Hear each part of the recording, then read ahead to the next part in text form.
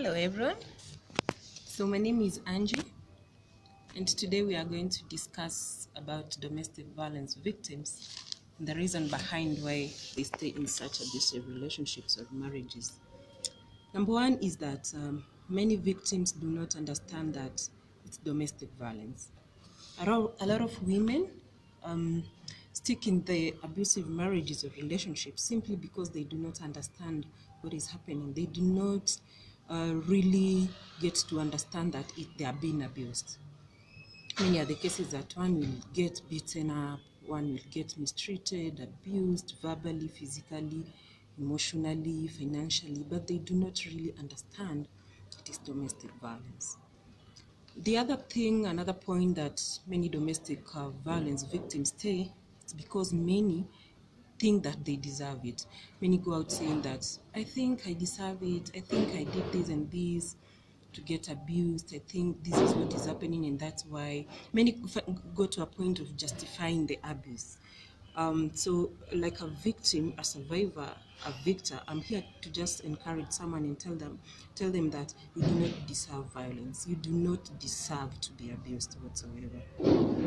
A third point why domestic violence victims stay is because of children.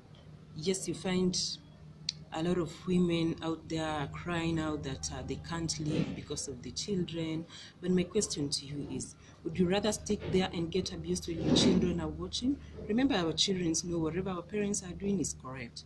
So you sticking there, getting abused because of the point that you're saying that you're sticking in that marriage because of the children, to me it's not right. Remember, the children are watching.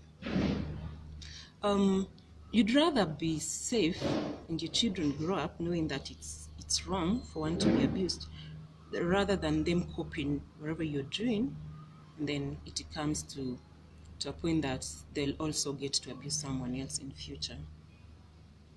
Another point that people get stuck in abusive relationships is because of economic dependence. Probably you do not have a job. You're stuck there because you so much depend on this person and your spouse, and now it's getting abusive, it's getting violent. I just want to encourage you with a verse from the book of Jeremiah 29 verse 11, which says, "For I know the plans I have for you, declares the Lord, plans for welfare and not evil, to give you a future and a hope." So if Jesus is out there telling us that he'll give us a future and a hope, who are we to doubt him? Who are we to stick there? I just say that I'm sticking here because of my status, my financial status. I know it could be tough on someone to walk out and they are not financially stable, but my point is, have you surrendered it to Christ? Remember, he is the provider. He provides. He will provide for you and he'll give you a future. The other point that victims stick in abusive relationships or marriages, it's because of identity.